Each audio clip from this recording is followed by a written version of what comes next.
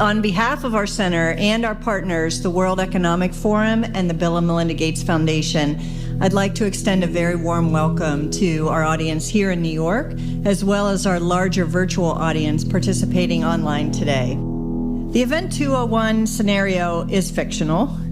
Today's scenario is going to simulate meetings of a multi-stakeholder group called the Pandemic Emergency Board.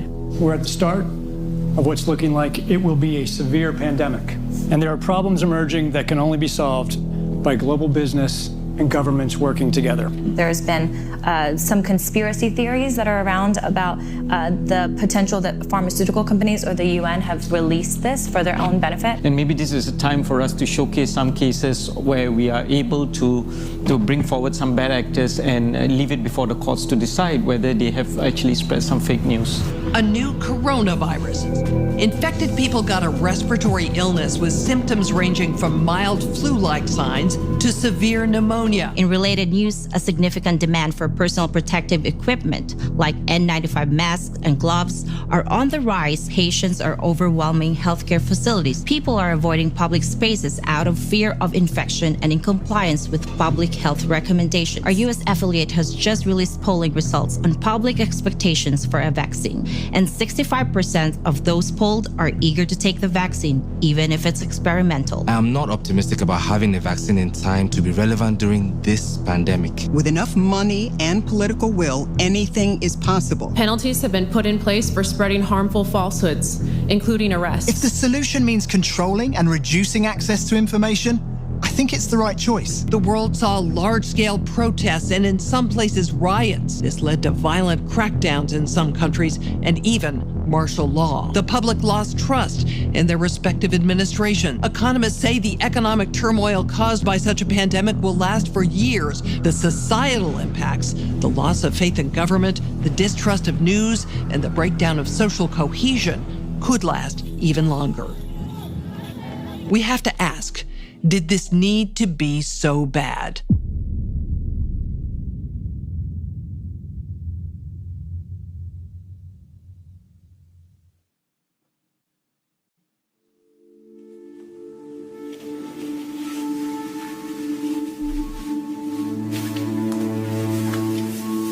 I'm the developer of Linguistic Genomics, which was the first platform on which you could determine the intent of communication rather than the literal artifact of communication. But we've also used that technology for a number of other applications in defense and intelligence and finance. And most notably, in the early 2000s, my company was responsible for bringing down what was at the time one of the largest tax frauds in U.S. history. We maintained a series of inquiries into every individual, every organization, and every company that is involved in anything that either blurs the line of biological and chemical weapons or crosses that line in any of 168 countries. In 1999, there were 1 million patents digitized by IBM.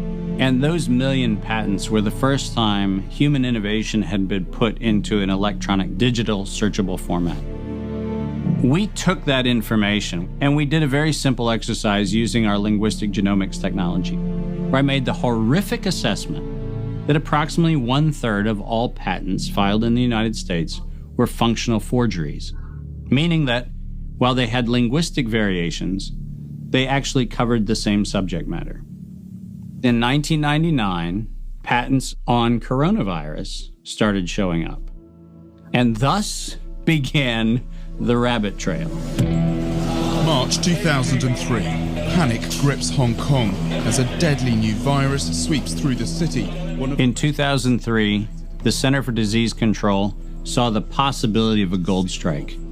And that was the coronavirus outbreak that happened in Asia.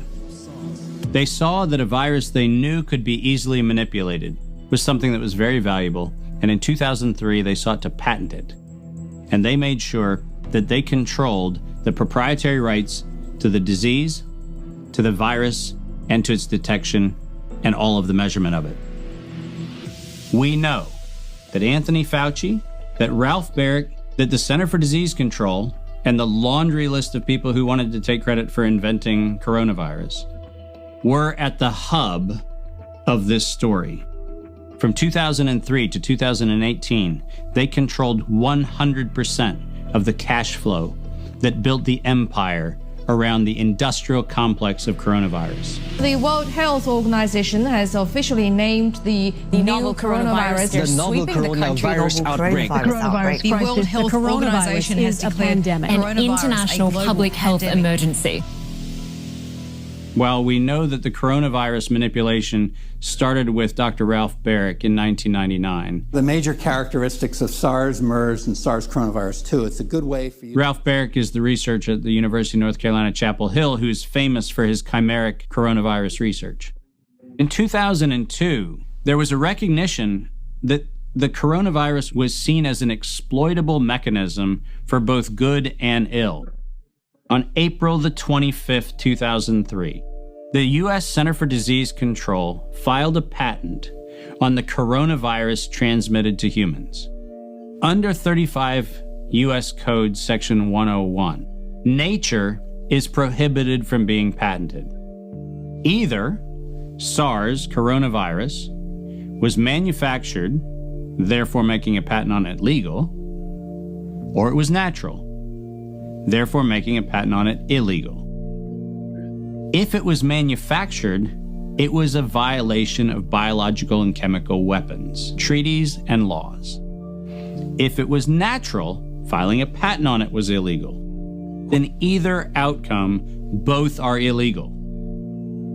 In the spring of 2007, the CDC filed a petition with the Patent Office to keep their application confidential and private. They actually filed patents on not only the virus, but they also filed patents on its detection and a kit to measure it. Because of that CDC patent, they had the ability to control who was authorized and who was not authorized to make independent inquiries into coronavirus. You cannot look at the virus, you cannot measure it, you cannot develop a test kit for it. And by ultimately receiving the patents that constrained anyone from using it, they had the means, they had the motive, and most of all, they had the monetary gain from turning coronavirus from a pathogen to profit. Developing and owning a coronavirus vaccine has become a biotech arms race with political overtones. This vaccine gold rush is starting to bother me. Gold rush. Let's keep that in mind. And so somewhere between 2012 and 2013, something happened. The federal funding for research that was feeding into places like Harvard, Emory, University of North Carolina, Chapel Hill, that funding suddenly became impaired by something that happened at the NIH, where the NIH got this little tiny moment of clarity and said, I think something we're doing is wrong. And in 2013, the NIH said, gain-of-function research on coronavirus should be suspended. The National Institutes of Health had a moral and social and potentially legal reason to object to research.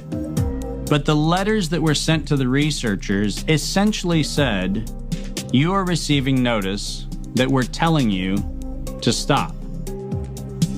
And now on the bottom of the page, we're going to clarify what stop means. Keep going. But when the heat gets hot in 2014 and 15, what do? You offshore the research. You fund the Wuhan Institute of Virology to do the stuff that sounds like it's getting a little edgy with respect to its morality and legality. But do you do it straight way? No. You run the money through a series of cover organizations to make it look like you're funding a U.S. operation, which then subcontracts with the Wuhan Institute of Virology. The U.S. could say, China did it. China could say, the U.S. did it. And the cool thing is, both of them are almost telling the truth. Where did the coronavirus come from? There is a new investigation into its origins. U.S. intelligence officials tell NBC News that they are examining whether the virus accidentally came from a Chinese lab. Chinese officials pushing back against that claim on Thursday, tweeting that it might be the U.S. Army who brought the epidemic to Wuhan. I was the first person in the world to look at an epidemic and study its characteristics and prove that it was due to biological warfare and was not a natural occurrence. So I published that 28 years ago. Early in this pandemic, I did not think the coronavirus was a natural occurrence from bats. I feel quite convinced that this was a laboratory-designed organism. There have been hundreds and hundreds of leaks from high-containment laboratories that do research on pathogenic coronaviruses and other potentially lethal organisms. I was particularly interested in a paper that came out in Nature Medicine by 5 scientists claiming, and it was definitely a natural occurrence rather than a lab construct. But the arguments they used did not hold water. They didn't really make a lot of scientific sense. And yet all kinds of very important people started parroting what this paper said. And so that, of course, got me scratching my head saying, why are these people risking their reputation when it's obviously illogical, doesn't hold water? Somebody must have made them publish this, and somebody must have told these other people that they have to say it's a great piece of science. You were quoted as saying it was a meticulous job done professionally. It could be done by somebody very expert in molecular biology, I think. Et c'est pas naturel, c'est ce que vous voulez dire? Non, ce n'est pas naturel, c'était un travail de professionnel, un travail de biologiste moléculaire. C'est un travail très minutieux, on peut dire d'horloger, on peut dire au niveau des séquences. Mais dans quel but? Dans quel but, ça n'est pas clair. Moi, j'expose, si vous voulez, mon travail, c'est d'exposer les faits, c'est tout. See, the problem with all of this is the evidence is right in front of our face. And when confronted with evidence, we are told fact checkers are somehow transcendent. The pace of our modern world makes it nearly impossible for working people to research the events and policies that shape their lives. When seeking answers to life's most pressing questions, where do we go first? Google. Enter the subject, hit go, and there it is. Only what they want us to see. In today's culture of copy and paste journalism, it's common for hundreds of unrelated outlets to feature the exact same report. This is not the result of laziness. This is by design. When we see identical headlines across seemingly unrelated platforms, the logical mind concludes, well then, it must be true. The illusion that numerous news sources have arrived at the same conclusion gives us confidence to share the chosen narrative. And just like that, we become the unwitting pushers of propaganda.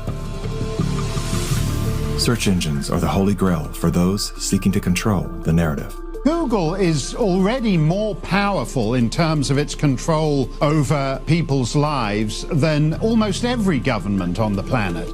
As the most influential search engine in the world, through its ubiquitous reach, Google has more power to influence U.S. elections than any foreign nation.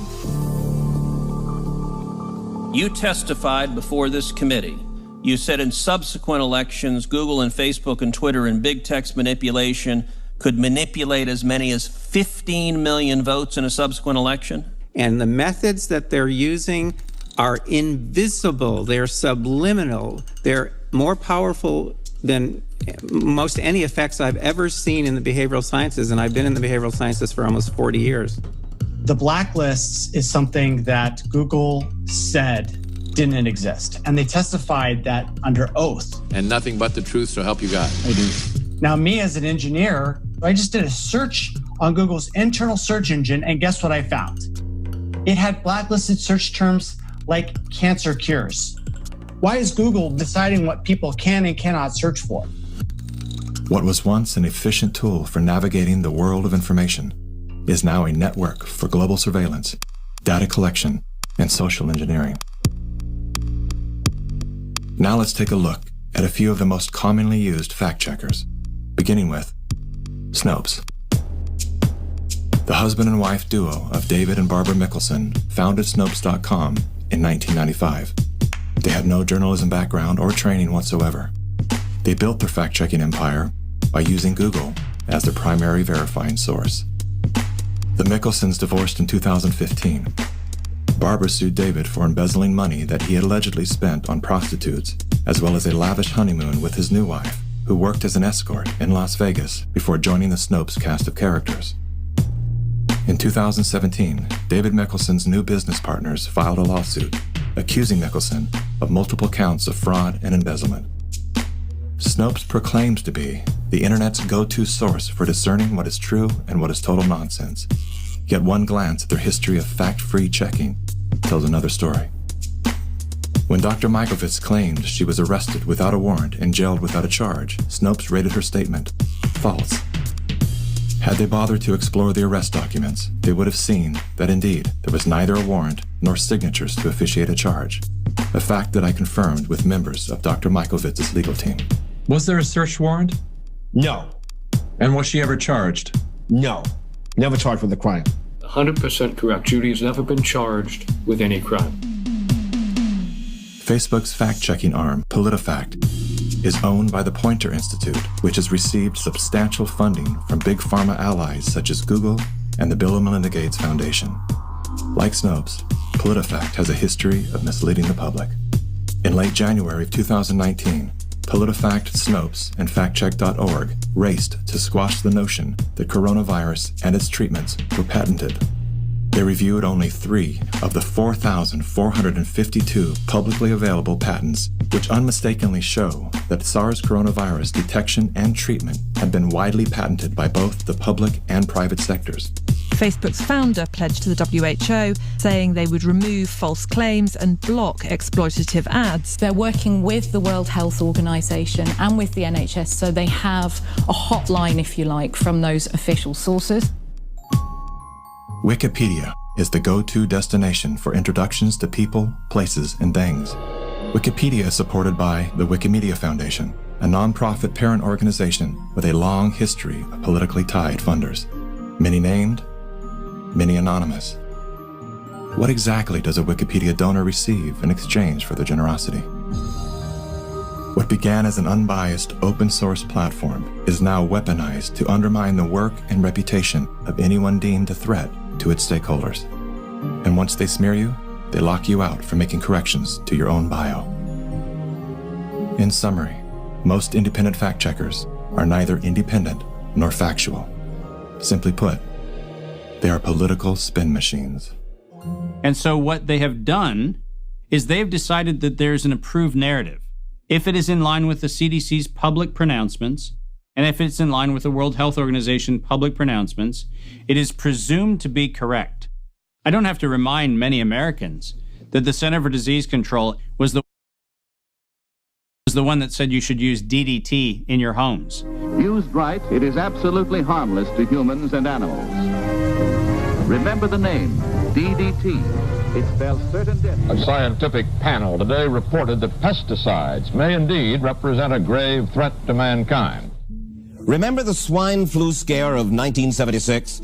That was the year the U.S. government told us all that swine flu could turn out to be a killer, and Washington decided that every man, woman, and child in the nation should get a shot to prevent a nationwide outbreak, a pandemic. Well, 46 million of us obediently took the shot.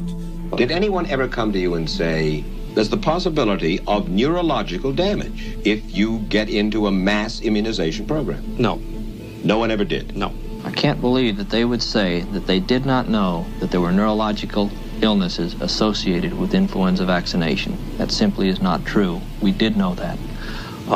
Then he's lying. I guess you would have to make that assumption.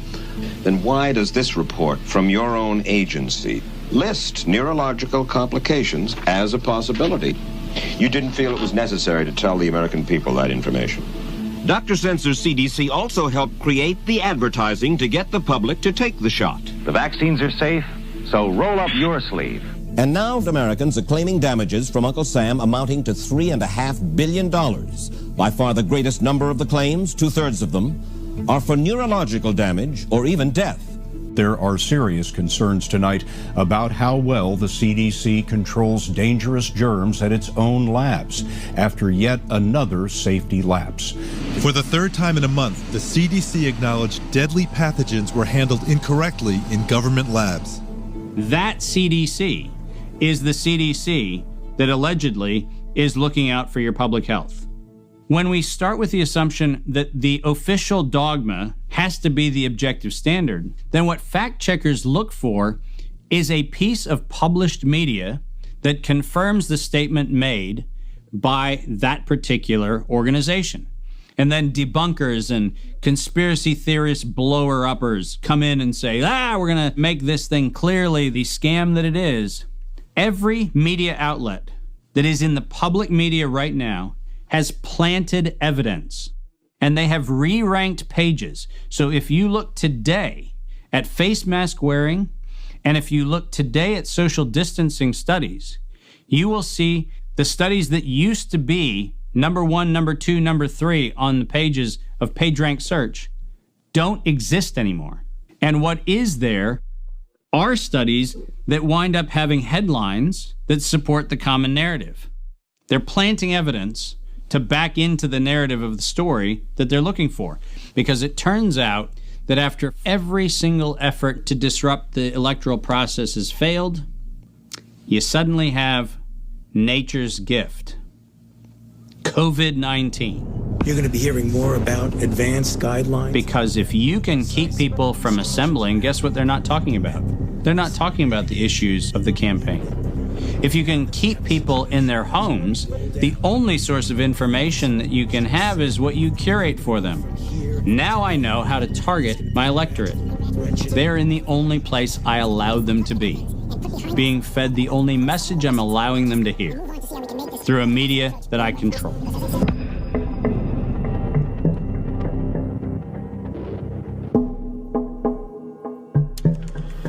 Since the invention of the printing press, there's been a battle to control disseminated information.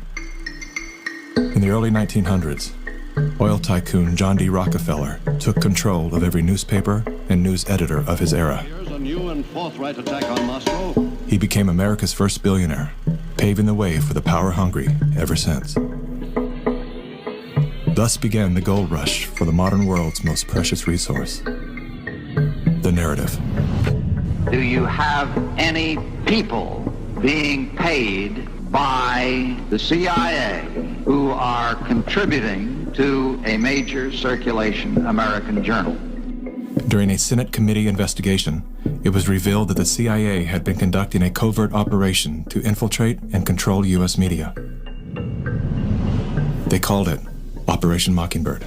We do have people who submit pieces to American journals. Do you have any people paid by the CIA who are working for television networks? This, I think, gets into the kind of details, Mr. Chairman, that I'd like to get into in executive session. Over 3,000 CIA contracted and trained operatives were placed in key positions within top media outlets. Posing as editors and journalists, these well-paid actors never dared to question the effect of their lies on the world beyond their cozy studio. How often does the CIA manipulate the media in this way? It goes beyond your wildest imagination. Setting up student organizations so they could draw radical students in. 5,000 university professors co-opted to help the CIA manipulate people's minds. Journalists in the U.S., including big-name journalists, co-opted to function routinely to help the CIA put out stories and biases to the world. As this 1952 CIA memo says, the aim is controlling an individual to the point where he will do our bidding against his will. It's a great brainwashing process to change the perception of reality of every American to such an extent no one is able to come to sensible conclusions in the interest of defending themselves, their families, their community, and their country. Would you say that continues today? Well, I would think probably for a reporter it would continue today, but because of all of the revelations, I think you've got to be much more careful about it. So how do we know that Operation Mockingbird still isn't in effect? Well, we don't. It was the Telecommunications Act of 1996 that opened the door for predatory corporations to monopolize the industries of print and broadcast. This bill protects consumers against monopolies. It guarantees the diversity of voices. Today, a handful of corporate empires own and control the vast majority of everything you read, hear, and watch. From the biggest movie studios, television and radio networks, newspapers and magazines, to the vast universe of internet news and entertainment sites. Amazon has transformed its operations in response to COVID-19 to protect employees and keep packages flowing. The company is keeping its employees safe and healthy while still delivering those packages to your doorstep. The company is keeping its employees safe. The company is keeping its employees safe. Millions of Americans staying at home are relying on Amazon. And that is how it works. It's like a house of mirrors, where you're seeing the same thing over and over and over again, except it's distorted. There's an industry that is paid to go after and target journalists, whistleblowers, and inundate our consciousness and the images we see to try to ruin, destroy, or smear the idea that they don't like or the person who's delivering it. You smear somebody with falsehoods and all the rest, and then you merchandise it. And then you write it, and they'll say, see, it's reported in the press, so they have that validation that the press reported the smear, and then it's called the wrap-up smear. Now I'm going to merchandise the press's report on the smear that we made. And it's a tactic. Welcome back, everybody. News personalities are not the only high-paid actors to serve the propaganda machine. Most late-night talk shows are owned by the same corporate overlords and thus follow the same script, only laced with a laugh. Our main story tonight concerns conspiracy theories. Last Week Tonight with John Oliver featured a skit entitled Coronavirus Conspiracy Theories. Like the claim that the moon landing was faked. First thing to note here is that Mr. Oliver opens with commentary about conspiracy theories that are completely unrelated to coronavirus. This is a standard tactic used by propagandists to set a tone so that anything that follows will be seen through the lens of absurdity. Plandemic, a pseudo-documentary filled with a hodgepodge of conspiracy theories. Mr. Oliver then does his best to debunk Dr. Judy's claim that she was arrested but never charged with a crime. She was absolutely criminally charged. This was not an oversight, but a blatant lie.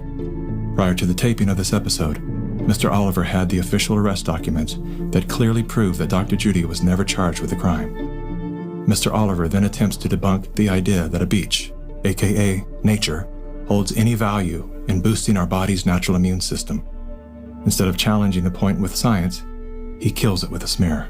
Everything that you just said is insane. Television is not the truth. We deal in illusions, man. None of it is true. But you people sit there day after day, night after night, all ages, colors, creeds. We're all you know. You're beginning to believe the illusions we're spinning here. You're beginning to think that the tube is reality and that your own lives are unreal. This is mass madness, you maniacs. In God's name, you people are the real thing. We are the illusion. So turn off your television sets. Turn them off now. Turn them off right now. Turn them off and leave them off. Turn them off right in the middle of the sentence I'm speaking to you now. Turn them off. In 1979, the world decided that we needed the Bayh-Dole Act because we needed to reform our patent system. And one of the modifications was we allowed recipients of federal funding to patent and retain economic interest in the research that the public paid for. You get a $5 million grant from the taxpayer, and then you get to charge the taxpayer a premium for the technology they paid to develop. Pfizer's going to get nearly $2 billion. Moderna receiving $438 million in taxpayer money. And yet both companies have said they will not sell the vaccine at cost. They're going to make a profit on it. Should pharmaceutical companies profit off this vaccine research that taxpayers have helped fund? The Bayh-Dole Act failed the American people because rather than standing on the shoulders of giants, we now kneel at the feet of greed. My systems flagged anomalies when I started seeing nonprofits and corporates and cover financing for coronavirus programs in the late summer and fall of 2019. Our first red flag came out when we read the World at Risk scenario. Now, there is an organization called the Global Monitoring Preparedness Board. This organization is a part of the World Health Organization, and this board includes Dr. Elias from the Gates Foundation and Anthony Fauci from NIAID. These two individuals, plus the director of the Center for Disease Control in China, come out with a recommendation that says that by September 2020, 2 global pandemic preparedness exercises have to be completed.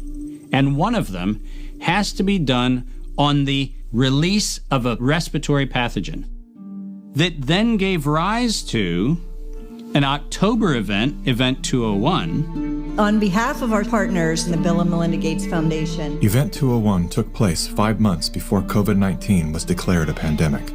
The participants of the event are some of the same people that are now deeply involved in the real pandemic and profiting from it as well. Event 201 was a scripted, multi-camera, live event that was broadcast globally via the internet. An event of this complexity and magnitude would take months to write, prep, and produce, placing the conception date at least 1 year prior to the actual pandemic. There is no question that there will be a surprise outbreak. Anthony Fauci knew as early as January of 2017 that we would see an outbreak before the end of 2020. Even Bill Gates, a man with no medical training, knew it was coming. If we start now, we can be ready for the next epidemic. Every single thing that you have seen play out in front of your eyes, all of them laid out in their tabletop exercise, which, by the way, fact checkers have said has nothing to do with the coronavirus outbreak. Just happenstance. This is that wonderful universe of improbabilities where events just co-emerge and then nature conveniently backs itself into our architecture. That's the scenario we're supposed to accept. Brilliant. Some countries have banned travel from the worst affected areas. The president has made a decision to suspend all travel to the United Kingdom and Ireland. Dis and misinformation circulating over the internet. Across the world, misinformation about the virus is being shared online. A significant demand for N95 masks and gloves are on the rise. The demand for N95 masks to prevent the deadly airborne virus has surged. We could eventually have 52 million treatment courses per year, but it will take many months to get there. We're still many months out from having something that we can really deploy to the public. And 65% of those polled are eager to take the vaccine, even if it's experimental. A new poll finds that 49% of Americans say they would get a COVID-19 vaccine should an effective one be discovered. I'm curious, who wrote the Event 201 script? If the visionaries of the event knew at least 1 year in advance what was needed, why didn't they take care of those things? Considering that Bill Gates has donated half of his fortune to make the world safer, why didn't he help to better prepare our hospitals and frontline workers? Why didn't any of the event's wealthy sponsors do something?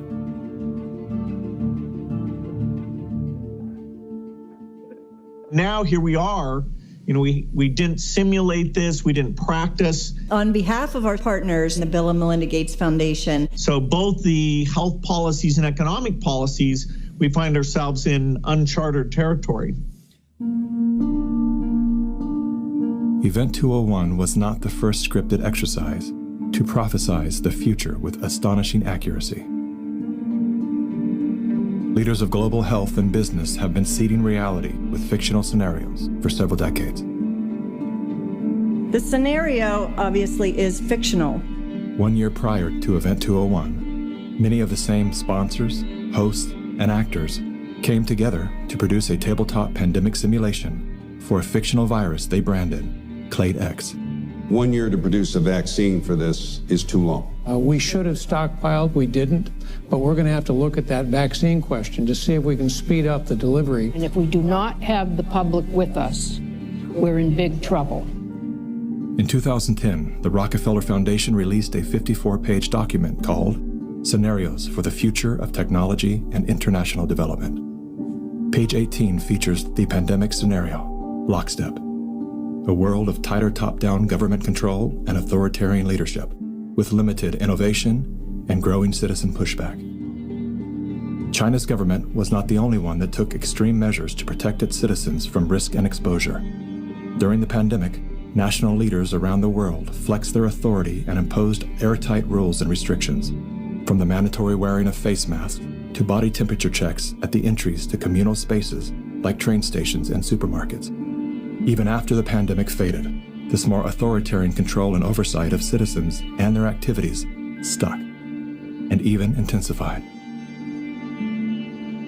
It's the United Nations in lockstep with the World Economic Forum. In what they are boasting will be the great reset of all our economies and of all our personal liberties. Now is the historical moment, the time. This pandemic has provided an opportunity for a reset. It is an opportunity we have never had before and may never have again. We must not miss this unique window of opportunity. Reading from the COVID-19, The Great Reset book by Klaus Schwab and his co-author, if no one power can enforce order, our world will suffer from a global order deficit.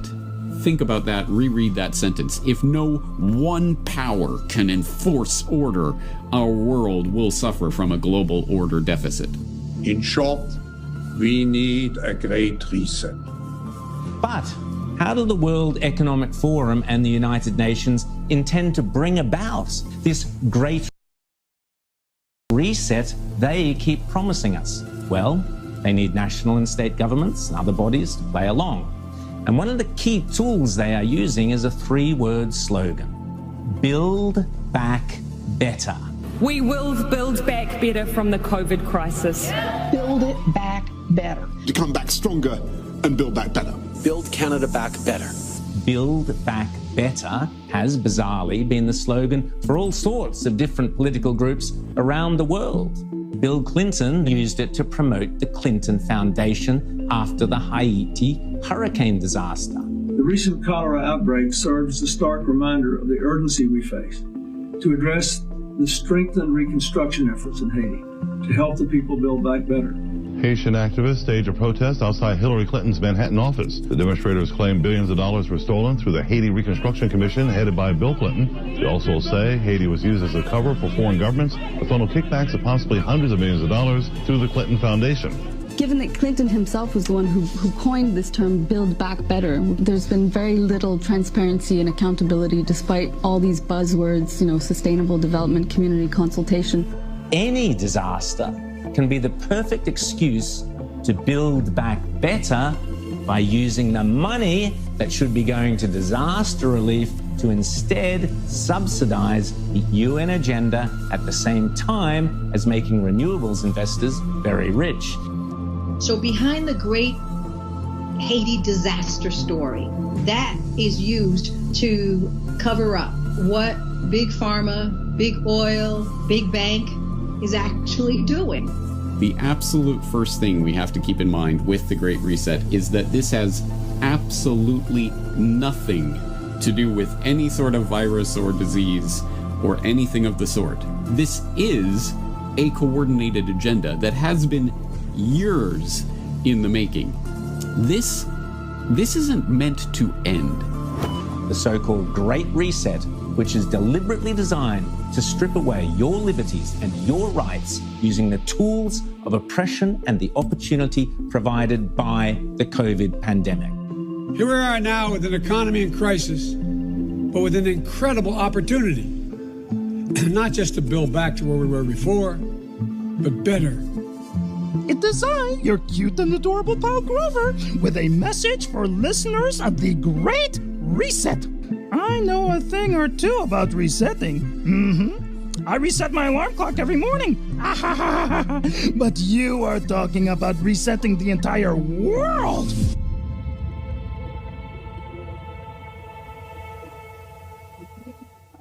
We are living in a time where leadership, unfortunately, is compromised. And by that I mean that individuals are placed in power for their ability to be influenced, not their merits of leadership. Nothing could be clearer than the leadership of the World Health Organization. The World Health Organization is the institution granted exclusive power to guide and protect the health and wellness of humanity. The WHO is sustained by private donations, the bulk of which are made by pharmaceutical and biotech corporations who have a vested financial interest in the organization's support. In 2017, the Associated Press reported that the WHO routinely spends about $200 million a year on travel expenses, more than what it spends to fight some of the biggest problems in public health, including AIDS, tuberculosis, and malaria combined. The WHO's repeated issuing of inaccurate and bad advice is not merely the result of incompetence, but rather the direct result of the Communist Party of China deliberately buying out WHO's leadership. On the nomination of the Executive Board, appoints Dr. Tedros Adhanom Ghebreyesus as Director General of the World Health Organization. Tedros Ghebreyesus is the World Health Organization's first Director General that isn't a medical doctor. No Tedros for WHO! No Tedros for WHO! The appointment to the organization's highest position was controversial, given that in his previous role as Ethiopia's health minister, Tedros was accused of covering up 3 major health epidemics. Tedros is no stranger to controversy. As a former Minister of Health in Ethiopia, he has been accused of an alleged cover-up of 3 possible cholera epidemics. Prior to his appointment, Tedros was a high-ranking member of the Tigray People's Liberation Front, a brutal and corrupt political group responsible for crimes against humanity, including bombings, kidnappings, tortures, and killings. How does a man with such a controversial past score the top position at the world's most influential health organization? I have known Bill and Melinda for many, many years now. While serving as Ethiopia's health minister, Tedros became intimately intertwined with both the Gates Foundation and the Clinton Foundation. The health minister of Ethiopia, one of the ablest public servants I ever worked with. With the backing of the 2 most powerful foundations on Earth and the full support of the Communist Party of China, Tedros was a shoo-in. We will have many body bags in front of us if we don't behave.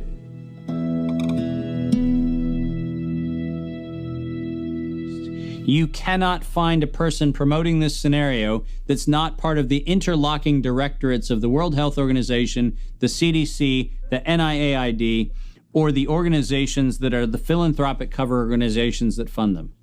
We now know that there are over 1,300 patents currently issued and held by organizations that are multiply recipients of funding through the Gates Foundation, through EcoHealth Alliance, through the Sherlock Biosciences connection back into open philanthropy.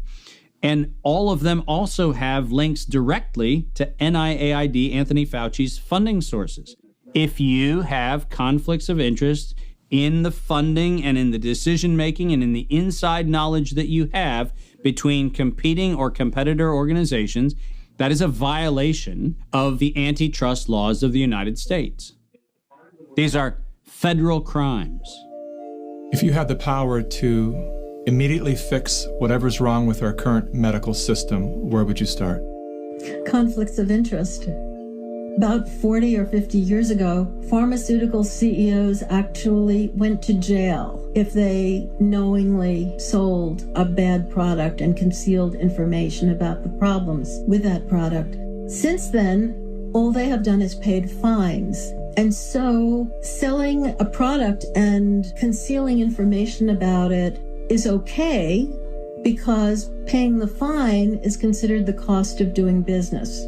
How did the pharmaceutical industry come to capture the rest of the medical industry? And it's because they had so much money to bribe the NIH, the CDC, the FDA, the professional associations, the journals, the medical schools, and everyone else. Around the same time that John D. Rockefeller seized U.S. media, he also hijacked U.S. medicine. When it was discovered that drugs could be produced from petroleum, America's top oil mogul ordered his army of propagandists to invert reality accordingly. Medicines used for thousands of years were suddenly classified as alternative, while the new, petroleum-based, highly addictive, and patentable drugs were declared the gold standard. After buying the German pharmaceutical company that manufactured chemicals of war for Adolf Hitler, Rockefeller leveraged his political influence by pressing Congress to declare natural healing modalities unscientific quackery. Rockefeller then took control of the American Medical Association and began offering massive grants to top medical schools under the mandate that only his approved curriculum be taught. Any mention of the healing powers of herbs, plants, and diet was erased from most medical textbooks. Doctors and professors who objected to Rockefeller's plan were crucified by the media, removed from the AMA, and stripped of their license to teach and practice medicine. Those who dared to speak out were arrested and jailed.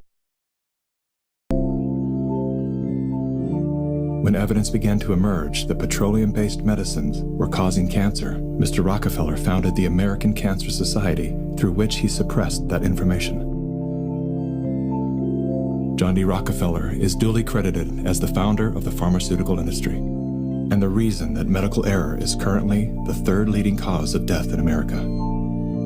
This is not an indictment against doctors. More than anyone, they are under the stranglehold of the single largest lobbying power in Washington. Every year, the pharmaceutical industry spends at least twice the amount as big oil to influence laws, policies, and public perception. Thanks to Mr. Rockefeller, the architect of American monopolies, no industry has more power over our lives than Big Pharma. Part of the problem, and this, by the way, goes back to the 1980s with Microsoft, is Bill Gates found out that it was very difficult to manufacture a way to navigate through the patent universe, saying that it's Microsoft holding the patents. And he became the architect of a very cunning program of putting patents in holding companies that didn't have anything to do with the name of the organization.